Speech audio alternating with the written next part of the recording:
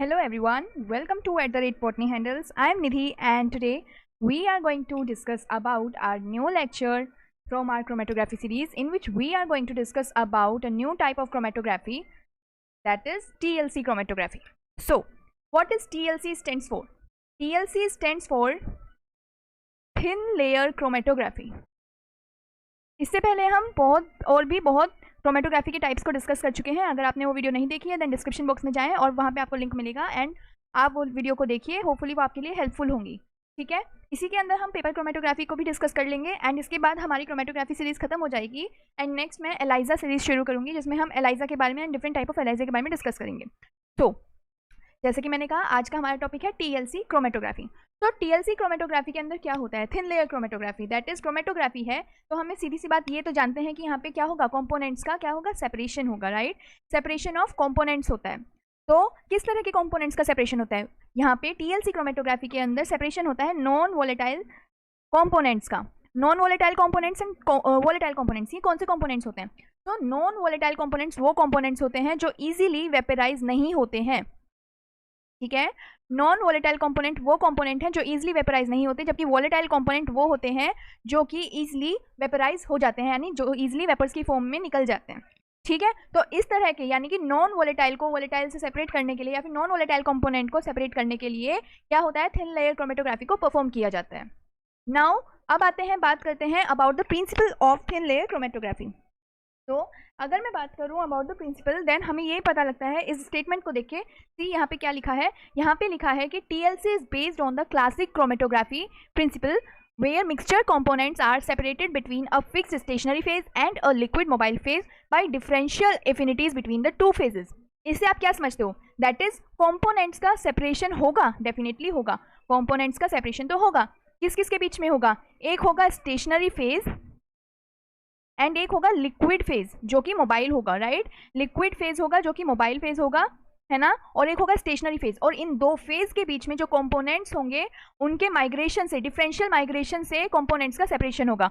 What do you mean by the term differential affinities या differential migration भी यहाँ पे हम यूज कर सकते हैं. सी, माइग्रेशन का मतलब होता है मूवमेंट. दैट इज हमें पता है कि कैपिलरी एक्शन होता है जिसके थ्रू मोबाइल फेज जो है वो मूवमेंट करता है. राइट, मोबाइल फेज है वो तो मूव कर रहा है बट सोलवेंट जो है सोल्यूट के साथ उस कैपिलरी एक्शन को परफॉर्म करके मूव करता है. ये चीज़ हम आगे डिटेल में डिस्कस करेंगे. बट यहाँ पे डिफरेंशियल एफिनिटीज आप इससे केवल इतना समझ सकते हो, अगर मैं यहाँ पे डिफरेंशियल एफिनिटीज या माइग्रेशन का यूज करूँ, that is solute and solvent के जो पार्टिकल्स होंगे वो क्या करेंगे, वो मूव करेंगे कैपिलरी एक्शन के थ्रू. ठीक है, तो वो डिफरेंट पोलैरिटी के बेसिस पे, अपनी अपनी पोलैरिटी के बेसिस पे क्या करेंगे, मूव करेंगे. और उसी को इन्होंने डिफरेंशियल एफिनिटीज बोला है कि जिसकी जितनी एफिनिटी होगी उस सोलवेंट के मॉलिक्यूल के साथ वो सोल्यूट उतना ही ज्यादा उसके साथ मूव करेगा, उसके साथ आगे बढ़ेगा. ठीक है, तो वो एफिनिटी जितनी फील करेगा, जितनी कम एफिनिटी होगी वो मॉलिक्यूल उतना ही नीचे रह जाएगा. दैट इज अगर हम इसकी बात करें, यहाँ पे कोई सोलवेंट है, ऊपर से सोल्यूट हमने डाला है. यहाँ पे अगर यहाँ पे ये जब सोलवेंट ऊपर की तरफ मूव कर रहा है, कैपिलरी एक्शन हो रहा है, जिस तरह होगा वो मैं आगे डिस्कस करूंगी. यहाँ पे सोलवेंट ऊपर की तरफ मूव कर रहा है तो ये जो सोल्यूट के पार्टिकल्स हैं वो जितनी एफिनिटी यहाँ पे फील करेंगे वो उतना ही उसके साथ चले जाएंगे. जो जितनी ऊपर होगा दैट इज वो उतना ज्यादा क्या रखेगा, उतनी ज्यादा पोलैरिटी होगी. और जो कंपोनेंट सोल्यूट का जितनी ज्यादा नीचे रह जाएगा दैट इज वो उतना ही कम पोलर रहेगा. So this is the principle of TLC chromatography and same principle पे वर्क करता है पेपर क्रोमेटोग्राफी. ओके, यही प्रिंसिपल होता है कि उनके बीच में डिफरेंशियल एफिनिटीज कितनी रहती है. ठीक है, चलिए अब बात करते हैं हम अबाउट आर टू कंपोनेंट्स. ठीक है, अगर हम कंपोनेंट्स की बात करें तो हम सब जानते हैं कि दो कंपोनेंट्स वहाँ पे आते हैं. हम जब किसी भी क्रोमेटोग्राफी की बात करते हैं वहाँ पे दो कंपोनेंट्स की बात करते हैं. कौन कौन से हैं वो कंपोनेंट्स? वो कंपोनेंट्स होते हैं, एक उनमें होता है mobile phase and the second one is the stationary phase. Okay, the second one is the stationary phase. Students, before discussing it मैं आपसे ये कहना चाहती हूँ कि आप जब भी ये वीडियो को देख रहे हो, क्या पता आप अभी रिसेंटली जब मैंने इसको अपलोड किया है आप तभी देख रहे हो, या फिर आप आने वाले वक्त में साल भर बाद या फिर 8 महीने बाद, 5 महीने बाद, कभी भी आप इसको देख रहे हो, मैं आपको ये गारंटी दे सकती हूँ कि ये वीडियो आपके लिए बहुत ज़्यादा हेल्पफुल होगी. एंड मुझे राइट नाउ बिकॉज मेरा चैनल न्यू है एंड मुझे आप लोगों से कोऑपरेशन चाहिए. और अगर आपके लिए वीडियो हेल्पफुल है देन प्लीज़ आप मेरे चैनल को ज्वाइन कीजिए. एंड उसके अलावा आप मुझसे टेलीग्राम चैनल पर भी कनेक्ट हो सकते हैं, लिंक आपको डिस्क्रिप्शन बॉक्स में मिल जाएगा. And please support me. And बस इतना ही मुझे कहना है और आप ज़रूर सपोर्ट कीजिए मुझे. ठीक है, मैं यहाँ पे आपकी हेल्प करने के लिए ही हूँ. ओके, चलिए, तो जब हम बात करते हैं अबाउट मोबाइल फेज या फिर अबाउट स्टेशनरी फेज तो उसके लिए हमें क्या पता होना चाहिए. सी, मोबाइल फेज की हम बात करें तो मोबाइल फेज का काम कौन करता है? मोबाइल फेज में क्या होता है? सॉल्वेंट होते हैं, ठीक है। सॉल्वेंट जो होते हैं वो मोबाइल फेज का काम करता है। ये सॉल्वेंट क्या होता है? सॉल्वेंट में हम मिक्स करते हैं तीन चीज़ों को, तीन चीज़ों से मिलकर सॉल्वेंट बनता है। कौन कौन सी होती हैं वो तीन चीज़ें? Let me change the colour to explain you with better quality. That is, solvent में आती हैं हमारी तीन चीज़ें जो हम यहाँ पे ऐड करते हैं, और वो तीन चीज़ें होंगी, दैट इज मिथेनॉल, ठीक है। मिथेनॉल के अलावा यहाँ पे होता है एसिटिक एसिड, एंड एक चीज़ होती है क्लोरोफोम, ओके। मिथेनॉल होता है, late me change the thickness also, yes. Methanol ratio, एक मिनट आप यहाँ पे देखिएगा, यस, ऐसे देखिएगा, ये methanol ratio, acetic acid ratio, chloroform, that is, ये तीन चीज़ें होती हैं, ये तीन चीज़ें होती हैं जो मिलके बनाती है किसको? ये तीन चीज़ें होती हैं जो मिलके बनाती है सॉल्वेंट को, ओके। सॉल्वेंट में इन तीन चीज़ों का रेशियो होता है। तो इनका रेशियो क्या क्या होता है? मिथेनॉल का रेशियो होता है इसमें 25%, और अगर हम बात करें एसिटिक एसिड एंड क्लोरोफॉर्म की, सो ओवरऑल इनका रेशियो होता है 25:4:65। दैट इज, मिथेनॉल का amount 25%, acetic acid 4, and chloroform represent करता है 65% अमाउंट से, ठीक है। इस तरह से हम इसको बोलेंगे कि ये सॉल्वेंट का क्या है? ये सॉल्वेंट की कंसंट्रेशन है, इतनी कंसंट्रेशन में सॉल्वेंट में जो कंपोनेंट्स है वो मिक्स है, ठीक है। 25:4:65, ठीक है। चलिए अब बात करते हैं हम अगर स्टेशनरी फेज की, ठीक है। जब हम स्टेशनरी फेज की बात करते हैं तो स्टेशनरी फेज में हम यूज़ करते हैं silica gypsum, sorry, silica gel जी को, ठीक है। स्टेशनरी फेज में हम यूज़ करते हैं सिलिका जेल जी को, जी फॉर यहाँ पे जिप्सम होता है। हम यहाँ पे सिलिका जेल जी को ही क्यों यूज़ करते हैं? बिकॉज जो सिलिका होती है ना, उसकी जो कैपेसिटी होती है, उसमें एक पावर होती है कि उसके थ्रू जो कंपोनेंट्स हैं वो बहुत अच्छे से क्या हो सकते हैं? सेपरेट हो सकते हैं। सो हम कह सकते हैं silica has the power of separating the components, okay, has the ability, has the capacity to separate the components of a mixture, ठीक है। इसकी बहुत अच्छी ये एबिलिटी होती है, कैपेसिटी होती है, इसलिए हम सिलिका जेल जी को यूज़ करते हैं, जी फॉर जिप्सम, ठीक है, स्टेशनरी फेज के तौर पे। तो ये थी कुछ कॉमन चीज़ें related to the components of the chromatography process. Now comes to our next slide, वहाँ पे हम डिस्कस करेंगे अबाउट द इंस्ट्रूमेंटेशन। अब यहाँ पे आपको ये चीज़ें अभी समझ नहीं आ रही होंगी, सो अभी आप यहाँ पे देखिएगा। सबसे पहले अगर मैं बात करूँ कि हमें करना क्या होता है, मैं एक ओवरव्यू दे देती हूँ जिससे आपको फिर समझ में आ जाएंगी चीज़ें। होता क्या है टीएलसी क्रोमेटोग्राफी के अंदर कि एक होता है टीएलसी चैम्बर, ठीक है। Suppose this is TLC chamber. TLC chamber के अंदर हमें क्या करना होता है? टीएलसी चैम्बर के अंदर सॉल्वेंट प्रेजेंट होता है। जो सॉल्वेंट हमने 25:4:65 के रेशियो में हमने डिवाइड किया है, उसको हम यहाँ पे सॉल्वेंट को क्या करते हैं? ऐड करते हैं। और ये सॉल्वेंट क्या है? ये मोबाइल फेज है ना। इसके अंदर हमें क्या करना होता है? हमें एक टीएलसी प्लेट का डेवलपमेंट करना होता है। सबसे पहले क्या करना होता है? टीएलसी प्लेट का। ये जो टीएलसी प्लेट होती है, इसको टीएलसी प्लेट क्यों बोलते हैं? सबसे पहले तो क्योंकि हम टीएलसी के बारे में पढ़ रहे हैं, इसलिए टीएलसी बोला जा रहा है। ये एक प्लेट होती है। ये प्लेट जो हो सकती है, ये प्लेट जो होती है, ये प्लेट एक ग्लास प्लेट हो सकती है, ग्लास शीट हो सकती है, राइट, एल्यूमिनियम फॉइल हो सकता है, ठीक है। ये क्या होता है? इस प्लेट पे हम क्या करेंगे कि या तो ग्लास शीट ले सकते हैं या फिर एल्यूमिनियम फॉइल की कोई शीट ले सकते हैं। और हम सपोज ये जो टीएलसी प्लेट है, टीएलसी प्लेट के ऊपर हम क्या करेंगे? कोई भी ग्लास शीट या एल्यूमिनियम फॉइल की शीट लेके क्या करेंगे? Suppose this is aluminium foil की शीट, ठीक है। हमें क्या करना होगा? जो हमारा सोल्वेंट, जो हमारा क्या है, सिलिका, जो कि स्टेशनरी फेज की तरह काम करेगा, सिलिका जेल जी, हाँ, इसको हम क्या करेंगे? इसको यूनिफॉर्मली यहाँ पे स्प्रेड कर देते हैं। ये जो हमारी शीट है, इस शीट पे, ये शीट किस किस की बोली है? या तो वो एल्यूमिनियम फॉइल हो सकता है, ग्लास की शीट हो सकती है, उसमें हम इसको यूनिफॉर्मली क्या कर देंगे? स्प्रेड कर देंगे, ठीक है। यूनिफॉर्मली स्प्रेड करेंगे। क्यों? बिकॉज अगर ये यूनिफॉर्म स्प्रेड नहीं होगी, दैट इज अगर जैसे मैंने दिखाया ये यूनिफॉर्मली स्प्रेड नहीं है, तो यहाँ से क्या होगा कि जब हम इसको टीएलसी चैम्बर के अंदर मतलब प्लेट पे रख के टीएलसी चैम्बर के अंदर इस प्लेट को रखेंगे, तो हमें जो कंपोनेंट्स मिलेंगे वो फाइन कंपोनेंट्स नहीं होंगे, हमारा जो रिजल्ट होगा वो फाइन नहीं होगा, दैट इज फॉल्स रिजल्ट मिलने के पूरे चांसेस रहेंगे, क्योंकि यहाँ पे बबल्स का फॉर्मेशन हो जाएगा। बबल फॉर्मेशन नहीं होनी चाहिए। सिलिका जेल जी जब भी ग्लास शीट पे या अपने एल्यूमिनियम शीट पे क्या हो, स्प्रेड करें, तो वो यूनिफॉर्म मैनर में स्प्रेड होनी चाहिए, सबसे पहली बात। अब क्या करेंगे? सपोज हमने यूनिफॉर्मली इसको स्प्रेड कर दिया, अब ये जो होगा इसको हम कहाँ पे? टीएलसी प्लेट पे क्या रख देंगे? टीएलसी प्लेट पे फिक्स कर देंगे, ठीक है, प्लेस कर देंगे। अब हम क्या करेंगे? सपोज हमने क्या किया, यहाँ पे हमने टीएलसी प्लेट पे इसको टीएलसी प्लेट पे रख के हमने क्या किया? यहाँ पे इसको डिप कर दिया टीएलसी चैम्बर के अंदर, सी समथिंग लाइक दिस। कैसे किया? हमने क्या किया? यहाँ पे हमने ये अपनी टीएलसी प्लेट को क्या किया? ये हमारी टीएलसी प्लेट जिसपे सिलिका जेल जी जो है वो प्रेजेंट है, वो स्टेशनरी फेज की तरह बिहेव करेगा। और क्या होगा? स्टेशनरी फेज की तरह बिहेव करेगा, और मोबाइल फेज नीचे सॉल्वेंट है, ठीक है। हमने यहाँ पे इसको प्लेस कर दिया। अब हमें एक चीज़ करनी होगी प्लेस करने से पहले। क्या करना होगा कि यहाँ पे जो ये TLC मतलब जो हमारी TLC प्लेट पे हमने शीट रखी है, हमने यूनिफॉर्मली इसको डिस्ट्रीब्यूट कर दिया है, उसके पहले हमें उस पर क्या करना होगा, वहाँ पे हमें कुछ इसकी लेंथ से 1 सेंटीमीटर के डिस्टेंस पे एक डॉट को स्पॉट करना होगा, 1 सेंटीमीटर लेंथ पे। ये हम क्यों कर रहे हैं, ताकि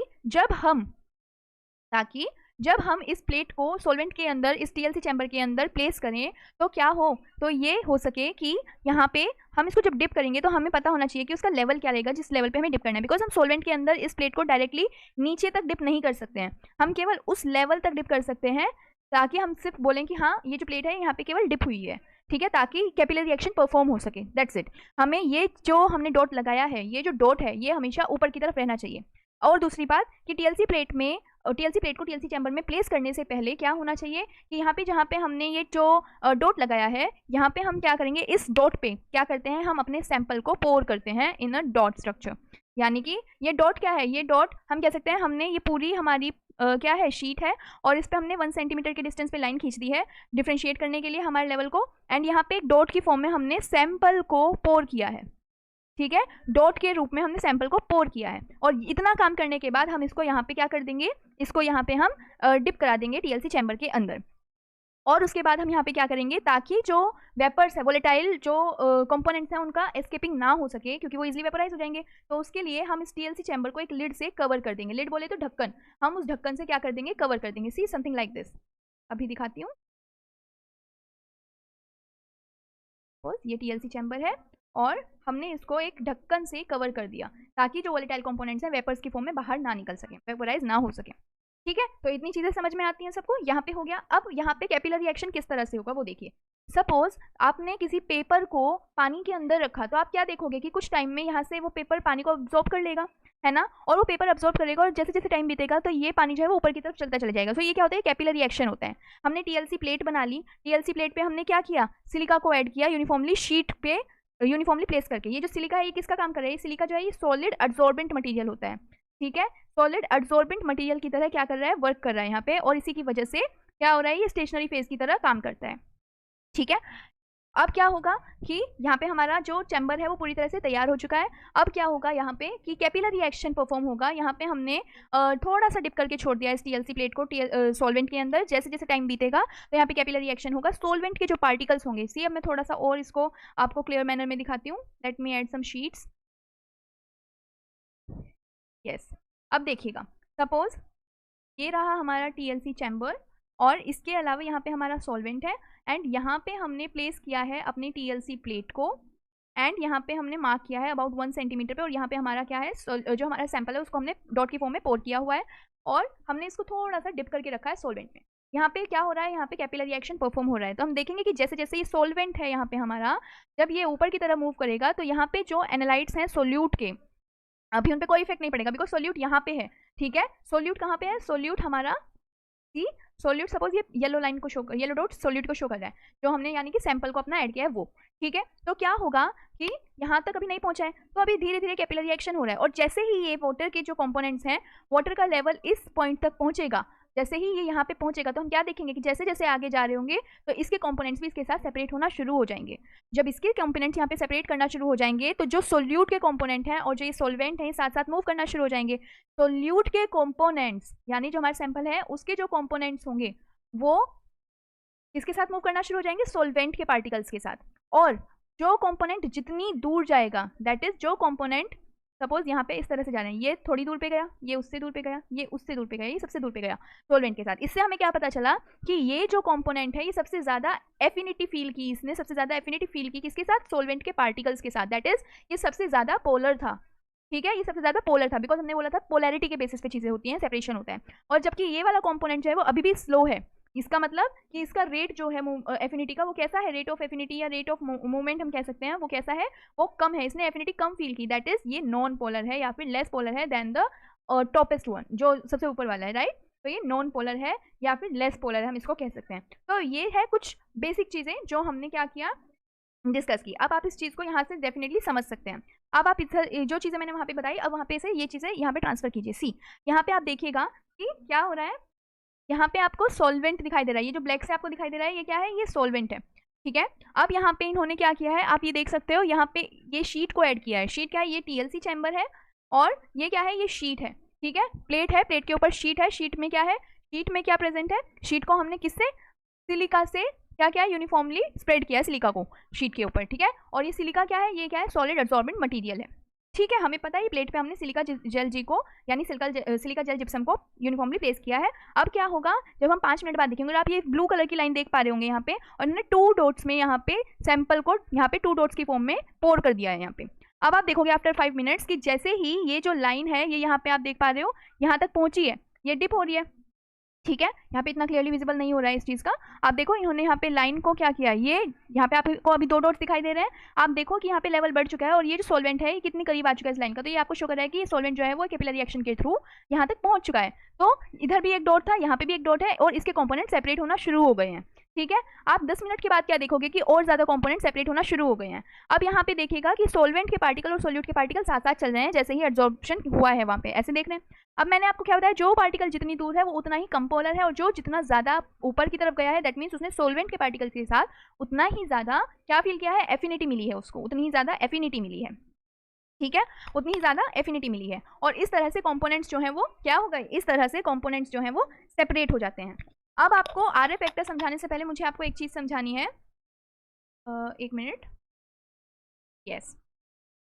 अब देखिए, अब हमने आर एफ फैक्टर को समझने से पहले एक चीज़ समझनी है कि ये जो हमारा अभी हमारी प्लेट को हम क्या करेंगे, सपोज हमारे जैसे मॉलिक्यूल्स हैं वो बाहर मतलब सेपरेट हो चुके हैं, तो ये जो मॉलिक्यूल सेपरेट हुए हैं हम इनको नेक्ड आई से नहीं देख सकते, तो उसके लिए हम क्या करेंगे, उनके लिए हम क्या करेंगे, यहाँ पे इसको हम अपनी प्लेट को बाहर निकाल लेंगे टीएलसी चैम्बर से, और उसको हम स्प्रे करेंगे डिटेक्टर स्प्रे से।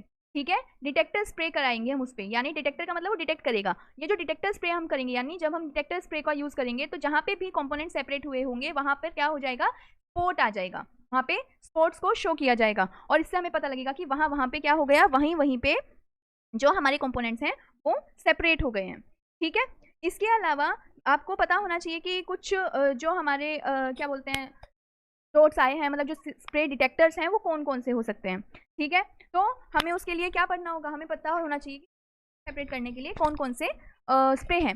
तो अगर मैं बात करूं कि हमें अमाइनो एसिड, सपोज हम अमाइनो एसिड्स को सेपरेट कर रहे हैं कंपोनेंट्स को, दैट इज हम सपोज प्रोटीन को, अगर हम प्रोटीन के कंपोनेंट को हम क्या करना चाहते हैं, सेपरेट करना चाहते हैं, तो हमें उसके लिए किस चीज़ का, कौन से स्प्रे का यूज़ करना होगा, हमें उस टाइम पे निनहाइड्रिन स्प्रे का यूज़ करना होगा। इसका निनहाइड्रिन स्प्रे का यूज़ करना होगा। तो इस तरह से हम क्या पता लगा सकते हैं कि इस स्प्रे को यूज़ करके हमारे स्पॉट्स जो है वो विजिबल हो जाएंगे, निनहाइड्रिन इन एसीटोन। ठीक है, इस तरह से हमें पता लगेगा। अगर हम एल्कलॉइड्स को डिटेक्ट करना चाहते हैं तो उस केस में हमें ड्रैगन ड्रॉप्स रिएजेंट का यूज़ करना होगा as a spray, dragon wait,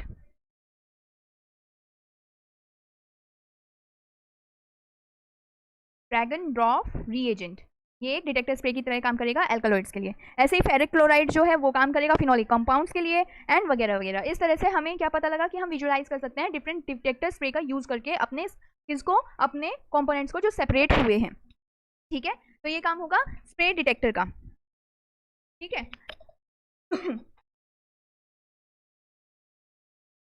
चलो अब आते हैं, आपका पॉइंट यहाँ पे रह जाता है, that is are F factor.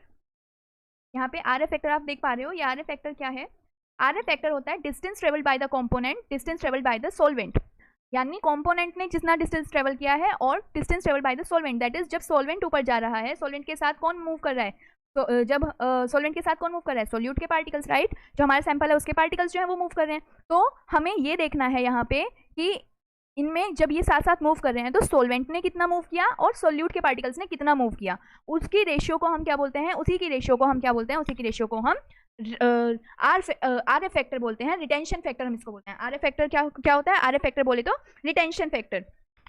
ठीक है, और एक चीज़ आपको यहाँ पे पता होनी चाहिए कि जो आर एफ फैक्टर होता है, जो आर एफ फैक्टर होता है यानी रिटेंशन फैक्टर होता है, वो हमेशा इनवर्सली प्रोपोर्शनल होता है, किसके, रिटेंशन फैक्टर हमेशा इनवर्सली प्रोपोर्शनल होता है to the polarity, that is किसी पार्टिकल का आर एफ फैक्टर जितना ज़्यादा होगा दैट इज उसका पोलैरिटी उतनी कम होगी। दैट इज इससे हम क्या समझ सकते हैं, यहाँ पे ये पार्टिकल है जो सेपरेट हुआ है, ये कंपोनेंट सेपरेट हुआ है, ये कंपोनेंट सेपरेट हुआ है, सो इट मीन्स मैंने अभी बताया जो सबसे नीचे है इसका मतलब वो सबसे कम पोलर है, क्योंकि स्पीड उसकी कम है, वो एफिनिटी नहीं फील कर रहा है। इट मीन्स यहाँ पे जब इसकी पोलैरिटी सबसे कम है तो मतलब इसका जो रिटेंशन फैक्टर होगा वो उतना ही ज़्यादा होगा।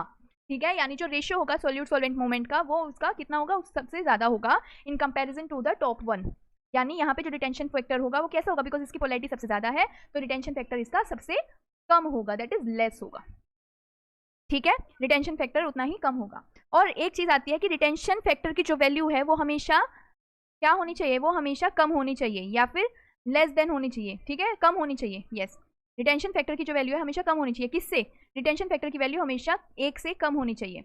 क्यों, बिकॉज रिटेंशन फैक्टर की वैल्यू अगर 1 होती है तो हमें क्या शो करता है कि ये सपोज सोल्यूट का पार्टिकल है एंड ये सोलवेंट का पार्टिकल है, तो ये क्या शो करता है कि ये जो सोलवेंट और सोल्यूट का पार्टिकल है ये बहुत ज़्यादा क्लोज है, दैट इज इनके बीच में जो डिस्टेंस है वो मिनिमम है, या तो क्या है वो बहुत ज़्यादा क्लोज है। इसका मतलब क्या होगा कि ये कंपोनेंट सेपरेशन की स्थिति में नहीं है, या फिर हम कह सकते हैं सेपरेशन को इसमें रीड नहीं किया जा सकता। ठीक है, बहुत ज़्यादा क्लोज होंगे एक दूसरे के, तो ये शो करता है अगर रिटेंशन फैक्टर 1 होता है। सो रिटेंशन फैक्टर की वैल्यू हमेशा क्या होनी चाहिए, लेस देन 1 होनी चाहिए।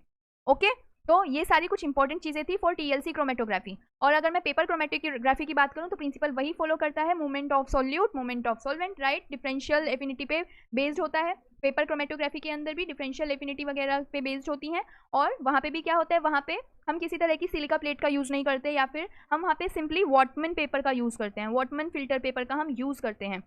और जो वॉटमैन फिल्टर पेपर के पोर्स होते हैं वहाँ पे वाटर प्रेजेंट होता है। ठीक है, वहाँ पे वाटर प्रेजेंट होता है, और यही डिफरेंस होता है पेपर क्रोमेटोग्राफी में एंड टीएलसी क्रोमेटोग्राफी में, बिकॉज पेपर क्रोमेटोग्राफी में जो वॉटरमैन पेपर यूज हो रहा है उसके पोर्स में वाटर होता है, जबकि टीएलसी के अंदर हम सीधा सीधा सिलिका प्लेट का यूज करते हैं, राइट, हमने अभी अभी पढ़ा सिलिका प्लेट का यूज करते हैं, वरना उसका प्रिंसिपल भी सेम होता है और इसी तरह से सारी चीज़ें काम करती हैं। यहाँ पे हम सॉल्वेंट के अंदर पेपर को फिक्स कर देंगे और यहाँ पे हम यहाँ पे डॉट कर देंगे 1 सेंटीमीटर के डिस्टेंस पे, और यहाँ बीच में डॉट में क्या करेंगे, सैंपल को पोर कर देंगे। जैसे ही कैपिलरी रिएक्शन शुरू होगा, जहाँ तक सैंपल के पास ये पहुंचेगा हमारा वाटर यानी सॉल्वेंट, जैसे जैसे ऊपर पहुंचेगा कंपोनेंट्स अपने आप में सेपरेट होना शुरू हो जाएंगे। तो this was all about paper chromatography and TLC chromatography. TLC और पेपर क्रोमेटोग्राफी में यही फर्क है। ठीक है, तो ये सारी चीज़ें हैं। इसके अलावा अगर मैं टीएलसी के एडवांटेज की बात करूँ तो डेफिनेटली ये यूज़ होती है बिकॉज ये कॉस्ट इफेक्टिव नहीं होती, ये बहुत ही सिंपली मतलब हर कोई इसको अफोर्ड कर सकता है। सेकेंड थिंग कि ये टाइम टेकन भी इतनी नहीं होती है, एंड उसके अलावा ईजी टू यूज़ होती है। ठीक है, तो ये कुछ एडवांटेज हैं। अगर डिसएडवांटेज की बात करूं तो डिसएडवांटेज में हम क्या देखेंगे कि टीएलसी के अंदर जो स्टेशनरी फेज होता है वो लॉन्गर नहीं होता, दैट इज वो स्टेबल ज़्यादा देर तक नहीं रह सकता है, तो ये उसकी एक क्या है, ये उसकी एक बहुत बड़ी खामी है। इसके अलावा टीएलसी के अंदर क्या होता है कि टीएलसी के अंदर हम केवल क्वालिटेटिव एनालिसिस कर सकते हैं। ठीक है, क्वांटिटेटिव एनालिसिस हम नहीं कर सकते। क्वालिटेटिव एनालिसिस पॉसिबल है बट क्वांटिटेटिव एनालिसिस यानी कि कितने कंपोनेंट सेपरेट हुए वगैरह वगैरह ये सब हम नहीं कर सकते। सेकंड थिंग, यहाँ पे हम स्मॉल यूनिट ऑफ सैंपल को ही एनालाइज कर सकते हैं, यानी स्मॉल सैंपल को हम कह सकते हैं, स्मॉल अमाउंट ऑफ सैंपल को ही एनालाइज कर सकते हैं। Okay, can analyse only small amount of sample. So these were some disadvantage of the TLC technique. Okay, तो यही थी हमारी आज की लेक्चर, और आप देखो आपको सारी चीज़ें क्लियर हुई होंगी अच्छे से। मैंने कोशिश की है कि आपको अच्छे से समझ आ जाए, थोड़ा सा लंबा हुआ है लेक्चर बट आपको अच्छे से सारी चीज़ें समझ आ गई होंगी। ओके, सो इसी के साथ I am signing off from today session, and hopefully आपको ये क्रोमेटोग्राफी सीरीज अच्छे से समझ आई होगी, सब चीज़ें अच्छी रही होंगी, और आप देखिए एंड आगे हम नेक्स्ट लेक्चर में with new classes with new lectures. So take care, bye bye, and keep like, share, subscribe my channel and share my video, watch videos, and thank you.